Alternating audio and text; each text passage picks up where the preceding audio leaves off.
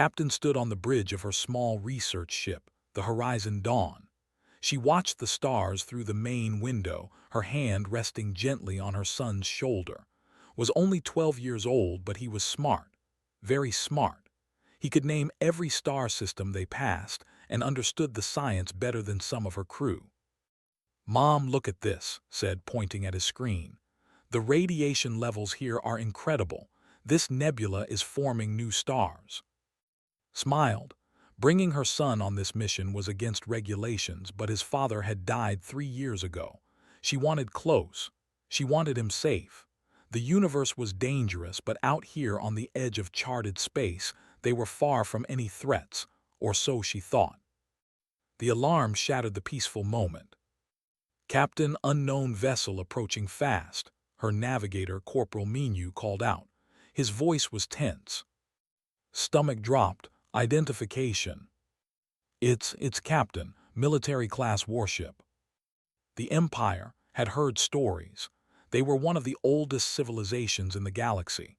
They had hundreds of planets, thousands of ships, and they looked at humans like insects. Earth had only joined the galactic community 15 years ago. To the humans were nothing. "Hail them," ordered. "Tell them we're a peaceful research vessel." The response came quickly, but it wasn't words. It was a weapons lock. "They're charging weapons," Minu shouted. Evasive grabbed and pulled him close. The ship shook violently as energy blasts struck their shields. The Horizon Dawn was a research vessel, not a warship. Their shields wouldn't last long.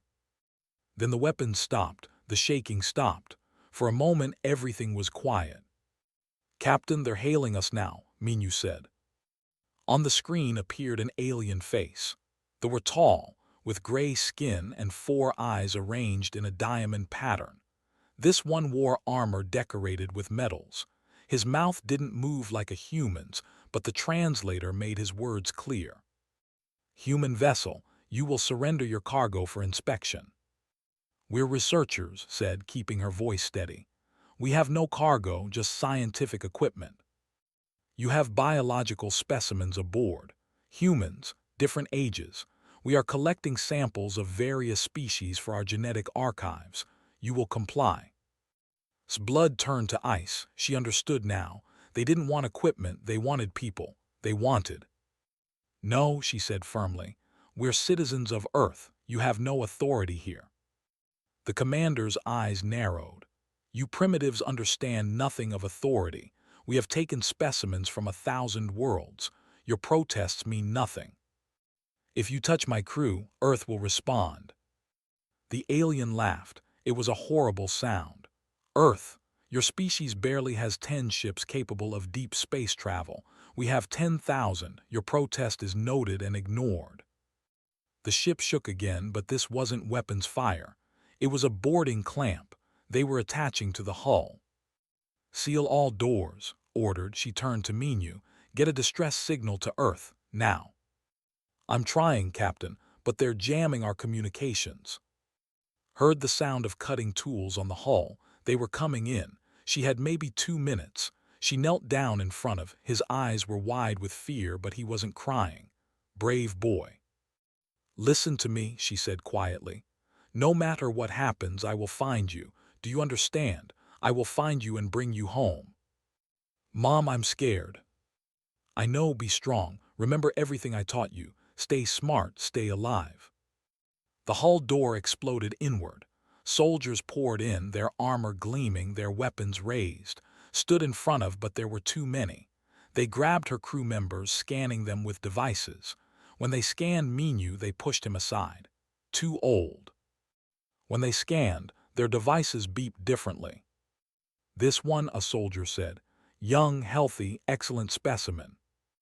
"No," lunged forward, but a soldier struck her with the butt of his weapon. She fell hard, tasting blood. Through blurred vision, she saw them grab. "Mom!" screamed, fighting against the alien holding him. "I'll find you," shouted. "I promise." The commander's face appeared on her screen again. "Your son will be well cared for. He will live in our facility, contribute to our research. You should be honored." "I'll kill you," said quietly, Blood dripped from her mouth. "I swear on everything holy I'll kill you." The commander seemed amused. "You, kill me? Human, I am in 7th commander of the fleet. I have conquered worlds. Your species was living in caves when my ancestors built star cities.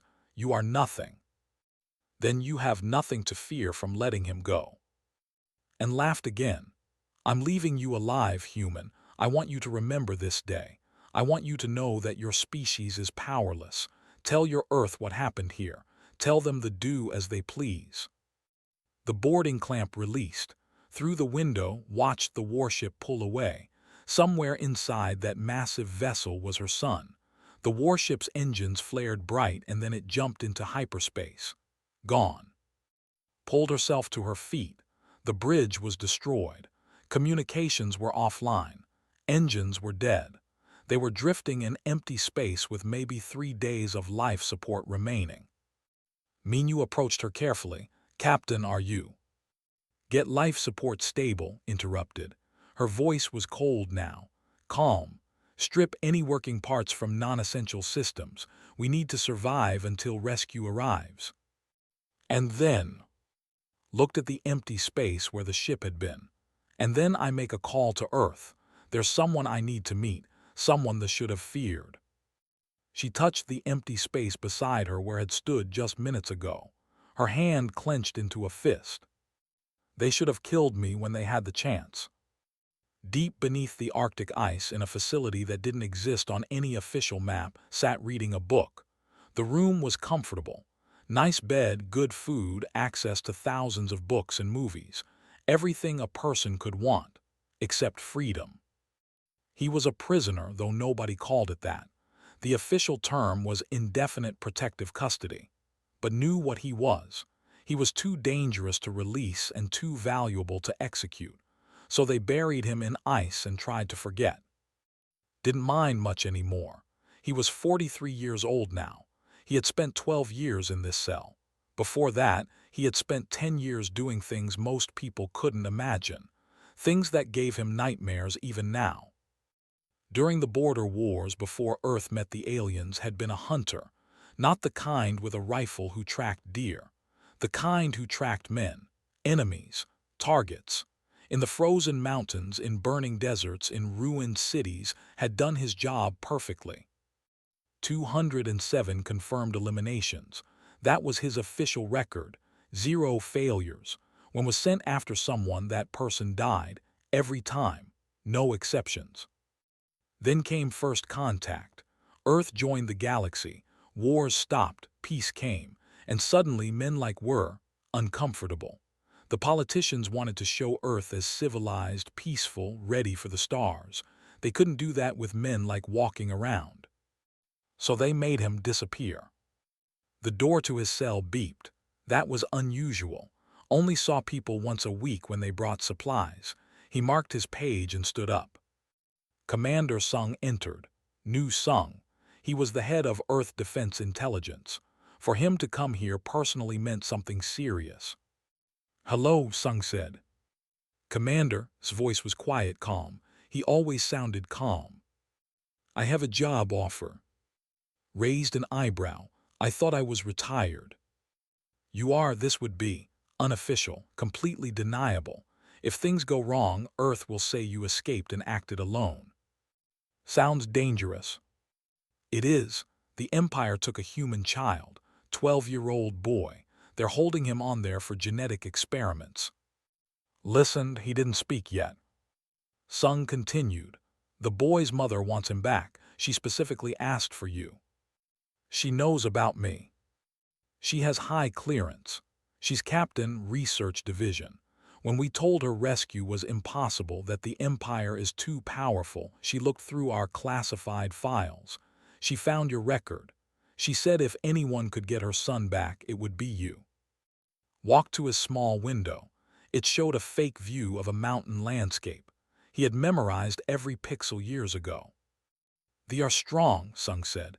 "They have 40 star systems. Their military is enormous. We can't go to war over one child no matter how much we want to, but you could go alone, ghost operation. Get in, get the boy, get out." And if I'm caught, you'll be tortured for information, then executed. Earth will deny you exist. Turn back to face Sung. What do I get? What do you want? My freedom. After this job, I walk away. No more cell, no more guards. I disappear into a normal life. Sung hesitated. You know why we can't do that? Then I can't help you. They stared at each other for a long moment. Finally, Sung sighed. Fine, you do this, you're free.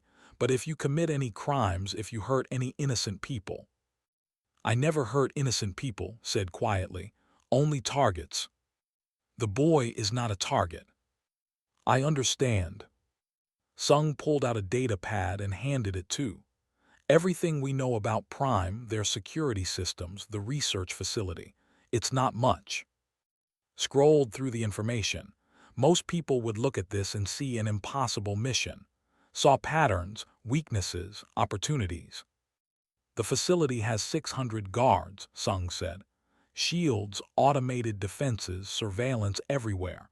They are warrior species. They've never been successfully infiltrated. They've never faced someone like me. You're confident. No, said. I'm realistic, the fight with honor, with codes, with big armies meeting in open battle. That's not how I fight. How do you fight? Looked up from the data pad.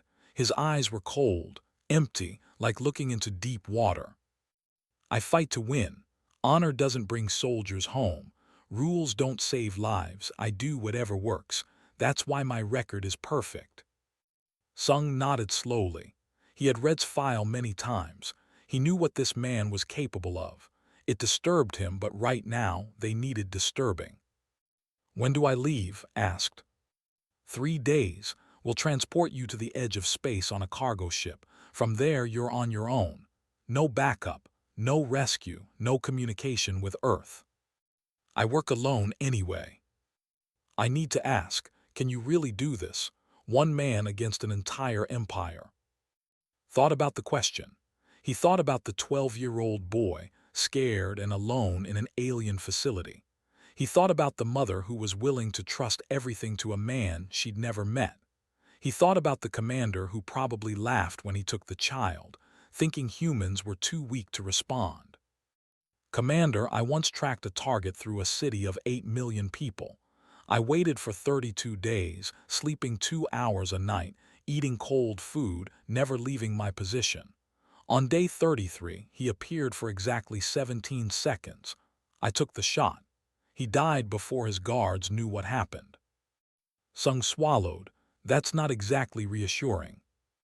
It should be, because I never quit, I never fail. That boy's mother hired the right person. Looked back at the data pad, already memorizing layouts, guard rotations, defensive systems. His mind was working again after 12 years of rest. They think they're safe because they're strong. They think humans are weak because we're new. They're wrong, we're not weak, we're just patient, and now they took something from us. He looked up at Sung one more time. They're about to learn what humans do when you hurt our children. We don't send armies. We don't send fleets. We send someone like me, and I will bring that boy home. Sung left the cell. The door locked behind him, sat back down and began studying the data. He had 3 days to prepare for an impossible mission. The book he'd been reading lay forgotten on the table. It didn't matter anymore. He had work to do. In 3 days, the Empire would meet something they'd never encountered before. Not a soldier, not a warrior, a hunter, and they were now the prey. The cargo container smelled like rotting vegetables, had been inside for 6 days now. The ship was traveling through space, stopping at various stations to deliver supplies. Nobody checked the containers carefully. Why would they? This was the heart of their empire. Nothing threatened them here. That was their first mistake. On day 7, the ship docked at a station near Prime, waited until night cycle, then cut his way out of the container with a plasma torch. The cargo bay was empty. The workers had gone home. Perfect. He slipped through the shadows of the station, watching and learning. They were tall, nearly 7 feet. Their armor covered most of their gray skin. They walked with confidence, never checking corners, never watching their backs. They felt safe. That was their second mistake. Spent 2 weeks on that station, hiding in maintenance tunnels, watching them go about their daily lives. He learned their language by listening. The translator device in his ear helped, but wanted to understand them fully. He studied their body language, their habits, their routines. He learned that guards changed shifts every 8 hours, exactly on time. They never varied. He learned that their armor had a recycling system for air that created a small gap in protection every 6 hours for 0.3 seconds. He learned that their sensors were designed to detect large threats, not small, patient ones. Most importantly, he learned where was being held. The research facility was on Prime. It was a fortress. Energy shields protected it from orbital bombardment. 600 elite guards patrolled constantly. Automated defense systems covered every approach. The building itself was made of reinforced metal that could withstand heavy weapons. Any military force would need an army to breach it, but wasn't an army. He was a ghost. He stole a small ship from the station's docking bay. It was old, used for local transport. Nobody noticed it was missing for 3 days. By then, was already on Prime. He landed the ship in a city far from the research facility and walked away. The ship would be found eventually, but it wouldn't matter. By the time anyone connected it to the station, theft would be long gone. For another week, he watched the facility from a distance. He mapped every entrance, every guard patrol, every delivery schedule. He noticed that supply ships arrived every 3 days. Food, equipment, medical supplies. The facility was designed to be self-sufficient but still needed regular deliveries. That was their third mistake. On delivery day, followed a supply truck from the city to the facility. He didn't attack it. He just watched where it went, which gate it used, how the guards checked it. He did this 3 times, learning the pattern. Then he began the real work. The first guard disappeared during night patrol. He was checking the perimeter fence when struck from behind, silent and quick. The guard's armor was good, but knew exactly where the weak points were. The body was hidden in the deep shadows near the waste recycling unit. It wouldn't be found for hours. 2 days later, another guard vanished during a routine patrol inside the facility. Then another. Then a researcher who worked late. They began to notice. People were missing. No signs of struggle. No blood, no traces, just gone. Fear started to spread through the facility. Guards began walking in pairs. Some refused night duty. Watch their fear grow. Good. Scared people made mistakes. He left his first message on day 23. A guard was found unconscious, not dead, with words carved into the wall above him in his own bioluminescent blood. Return the boy. The facility went on high alert. Security doubled. Patrols increased. They sealed external doors. They thought they were safe behind their walls and shields. That was their fourth mistake. Spent 3 more days studying their heightened security, finding the new patterns, the new weaknesses. Every system has flaws. Every defense has gaps. You just have to be patient enough to find them. He discovered their waste disposal system. They were proud beings. They considered waste beneath their notice. The recycling tunnels were large enough for a human to crawl through, but too small and too disgusting for it to consider as a threat. Perfect. On day 28, entered the facility through the waste tunnels. The smell was horrible, but he had crawled through worse in past wars. He moved slowly, carefully, using the maintenance maps he had memorized from stolen data files. Inside the facility, he was a nightmare made real. He moved through ventilation shafts, through maintenance corridors, through spaces that didn't think anyone could access. He was patient. When guards passed below him, he stayed still, barely breathing, waiting for the right moment. He eliminated 6 more guards over the next 3 days, all while inside the facility. Each elimination was silent, precise. He took their access cards, their weapons, their information. He learned which section held the human prisoners. And the commander finally realized what was happening. This wasn't a random attack. This was a hunt. Someone was inside his fortress, picking off his people one by one, and he couldn't stop it. He ordered a complete lockdown. Every room was searched. Every tunnel checked. They found nothing. Was always one step ahead, moving through spaces they had just checked, hiding in places they didn't think to look. On day 31, reached the prisoner section. He watched through a vent as scientists studied human DNA samples, ran tests on blood and tissue. They were treating humans like laboratory animals. His jaw tightened. He saw in a containment cell. The boy looked thin but unharmed. He sat on a bed reading a book they had given him. Brave kid. His mother would be proud. Memorized the cell's location, the guard rotations, the lock systems. He planned his extraction route, his backup routes, and his emergency routes. He prepared for every possibility. Then he waited for the perfect moment. It came during shift change, when the day guards were leaving and night guards arriving. 7 seconds of transition time. 7 seconds of confusion. 7 seconds where nobody was watching the cameras as carefully. Dropped from the ventilation shaft into the corridor. He moved like water, smooth and silent. His stolen plasma cutter made quick work of the cell lock. The door slid open. Looked up, startled. His eyes went wide when he saw a human face for the first time in weeks. "Are you from my mom?" the boy whispered. Nodded once.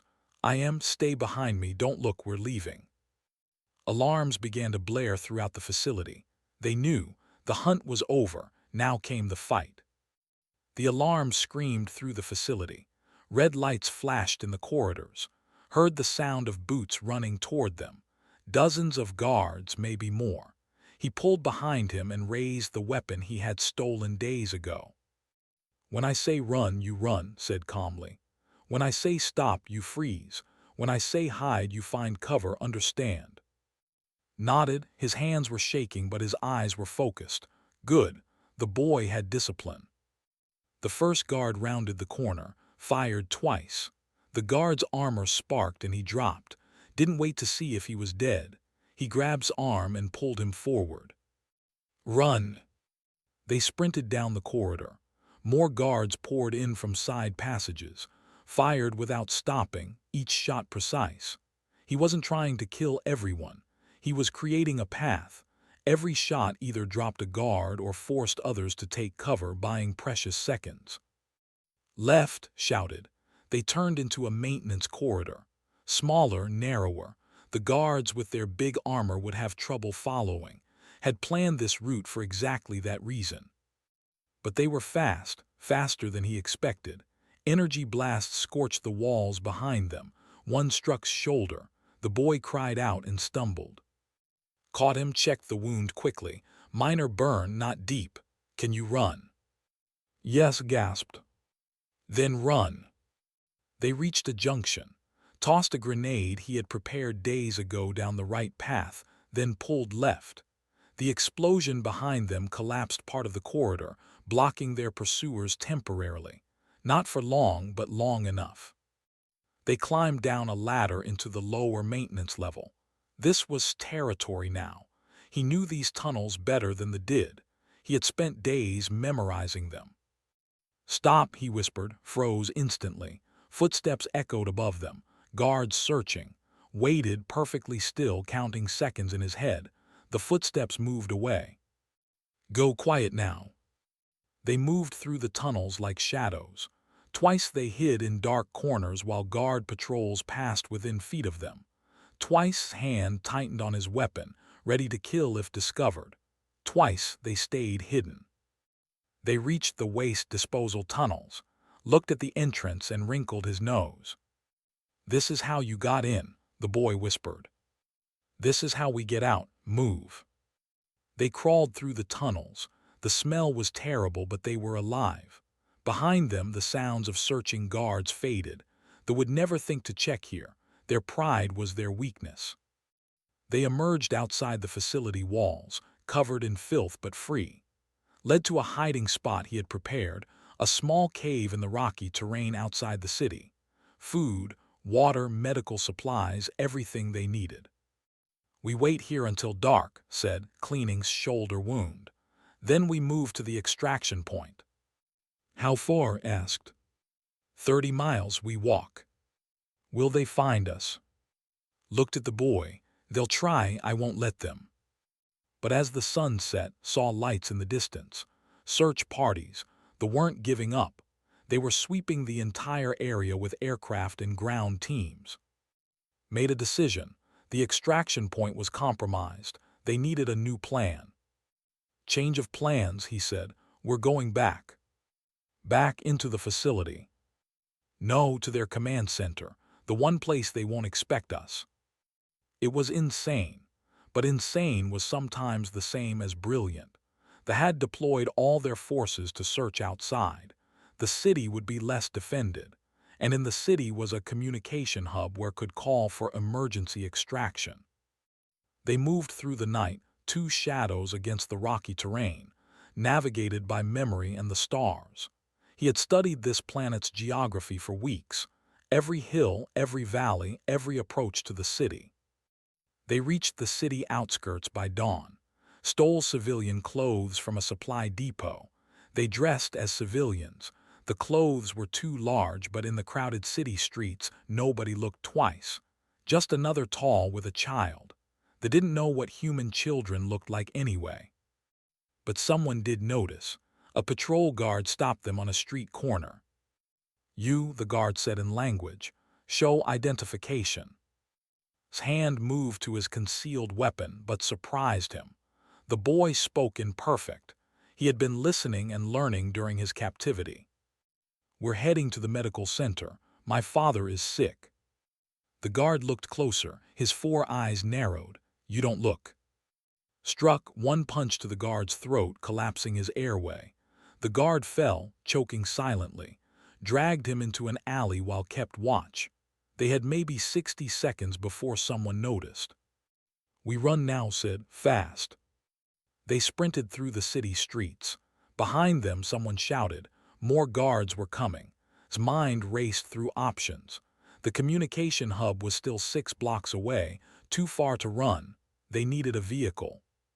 He saw a transport parked near a building.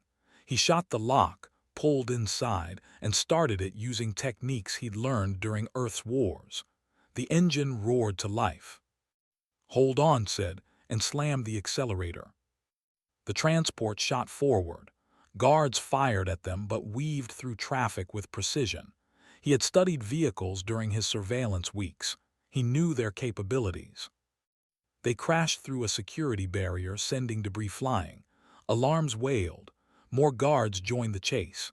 Energy blasts scorched the transport's armor. "Almost there," shouted. The communication hub loomed ahead. Tall tower, heavy security, normally impossible to breach. But with every guard chasing them through the streets, the hub was almost empty. Aimed the transport at the main entrance and jumped at the last second, pulling with him. They rolled on the ground as the transport crashed through the reinforced doors and exploded. Through the smoke and flames, they ran into the building, found a communication terminal and began typing with desperate speed. He sent the emergency extraction code to Earth's monitoring station. Message sent. Help was coming. But so was something else. Heavy footsteps echoed in the corridor. Slow, deliberate, confident. A figure emerged from the smoke wearing ceremonial battle armor covered in medals. "And so," the commander said in perfect English, "the human hunter finally shows himself. You've killed 47 of my people, destroyed my facility's security, caused chaos in my city, for one human child." Pushed behind him. "For one of our children, that's all the reason we need." And's 4 eyes gleamed with fury. "You are just one human. One. How dare you think you can challenge the Empire?" Raised his weapon. It was almost empty. 3 shots left. Against a commander in full battle armor with weapons that could level buildings. Your empire took something that wasn't yours, said quietly. Now you pay the price. Price, you'll die here human, and your species will learn respect. Smiled then.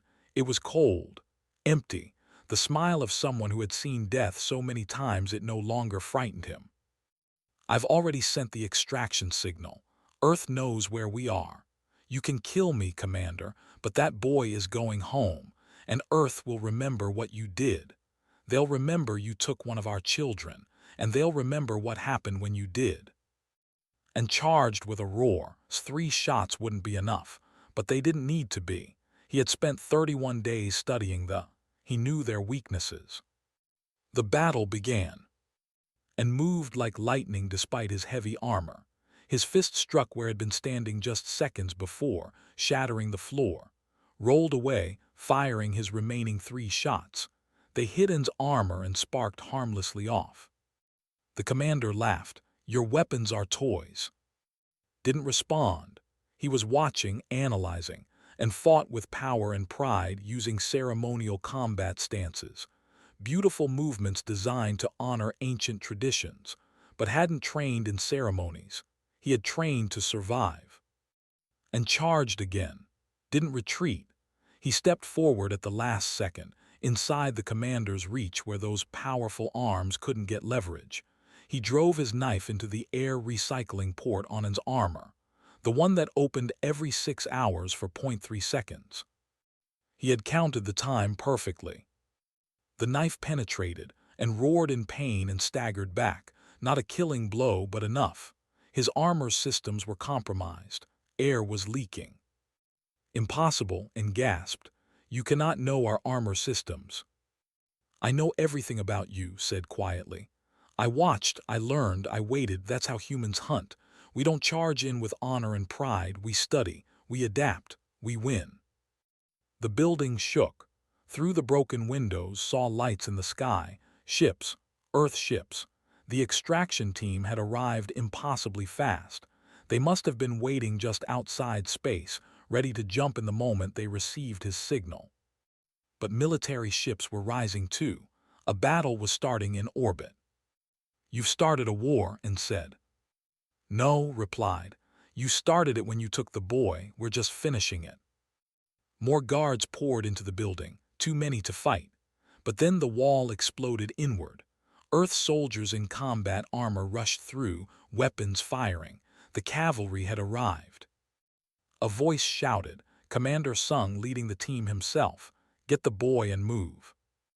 Grabbed and ran toward the extraction point. Earth soldiers covered their retreat, holding back waves of guards. The fighting was intense, brutal, but the Earth soldiers fought with desperation. They were here to save one child. That made them more dangerous than any army. They reached the roof where awaited engines screaming, pushed inside, then turned back. Sung was there, wounded but still fighting. Go, Sung shouted, we'll hold them. Commander. That's an order, get that boy home. Hesitated for just a second, then climbed into the door sealed. The ship shot upward into the sky, dodging energy blasts from ground defenses. Through the window watched the battle below. What about Commander Sung? What about the others? They're soldiers, said quietly. They knew the risks. They came anyway for you. The broke atmosphere. Space opened around them, and Earth warships were fighting, but the Earth forces were retreating, providing cover for this escape. One by one, the Earth ships jumped to hyperspace. The last ship waited for them. As the docked finally allowed himself to breathe, they had made it. Against impossible odds, they had made it. Inside the ship, in the medical bay, someone was waiting. Stood there, her face pale, her eyes red from crying. When she saw, she ran forward and grabbed him, holding him so tight the boy gasped. Mom, said, hugging her back just as hard. Mom, I'm okay, I'm okay. Sobbed, all her strength finally breaking. For weeks she had been strong, had been planning, had been fighting. Now she could finally let go. Over shoulder she looked at the silent man who had done the impossible. Thank you, she whispered. The words seemed too small for what he had done. Just nodded. He's brave like his mother. Did many people die to save him? Thought about the Earth soldiers fighting on Prime, about Commander Sung wounded and surrounded. Some. They chose to come. They knew the mission. Was it worth it? One child versus. Yes, interrupted firmly. Always yes, that's what makes us human. We protect our children, all of them, no matter the cost. The ship jumped to hyperspace, leaving space behind. They were going home. 3 weeks later, Earth received a formal message from the Empire. They demanded the terrorists be handed over for trial. They demanded reparations. They demanded respect. Earth's response was simple. Commander Sung, recovered from his wounds, delivered it personally to the Galactic Council. Earth has no record of any individual named. However, we note that the Empire abducted a human child in violation of galactic law. We suggest they reconsider their policy toward human citizens. The message was clear: touch our people and we respond. Maybe not with fleets, maybe not with armies, but we respond. Within a month, they quietly released all human specimens from their facilities. They claimed it was a voluntary gesture of goodwill. Everyone knew the truth. They were scared. Earth had shown them something they had forgotten after thousands of years of domination. It didn't matter how big your empire was. It didn't matter how many ships you had. If you hurt the wrong species' children, they would send someone and he would bring hell with him. 2 months after the rescue, stood outside his Arctic facility. The door was open. No guards watched him. He was free as promised. He could go anywhere now, do anything, live a normal life. But where did someone like him fit in a peaceful world? What did a hunter do when there was nothing to hunt? His communicator beeped. A message from Commander Sung. New situation developing. Child missing in the Vortex sector. Pirates suspected. Interested. Looked at the message for a long time. He thought about his face when he saw his mother again. He thought about how one person could make a difference when they refused to give up. He typed one word back: details. The galaxy was vast, full of dangers, full of people who hurt the innocent because they thought they could get away with it. Someone needed to show them they were wrong. Walked away from the facility into the snow. He didn't look back. That chapter of his life was over. A new one was beginning. Somewhere on Earth sat with, helping him with homework. Normal life, safe life. The boy was seeing a therapist, working through his trauma. He had nightmares sometimes, but every night tucked him into bed and promised him he was safe. And he was, because Earth had learned something important. They had learned they didn't need to be the biggest or the strongest. They just needed to be willing to do whatever it took to protect their own. The galaxy called humans many things now. Some said they were weak. Some said they were primitive. But no one said they were helpless. No one wanted to test them again. Because Earth kept hunters quiet, patient, deadly, waiting in the shadows for the next time someone made the mistake of thinking humans were easy prey. And when that call came, the hunters would answer. They always did. The message spread quietly through the underground networks of the galaxy, whispered by pirates and slavers and criminals of every species. A warning passed from one to another. Don't touch the humans, especially not their children. They'll send someone, you'll never see him coming, but he'll find you. He always finds you. His name was never spoken in those warnings. He didn't exist officially, but his legend did. The hunter in the dark, Earth's answer to those who thought they were untouchable. And legends, unlike men, never die. They just wait for the next time they're needed. Somewhere in deep space on a forgotten station, a pirate captain laughed at the warnings. Humans, they're nothing. What can one person do? His second-in-command, older and wiser, shook his head. I've heard the stories, Captain. Maybe we should avoid human ships.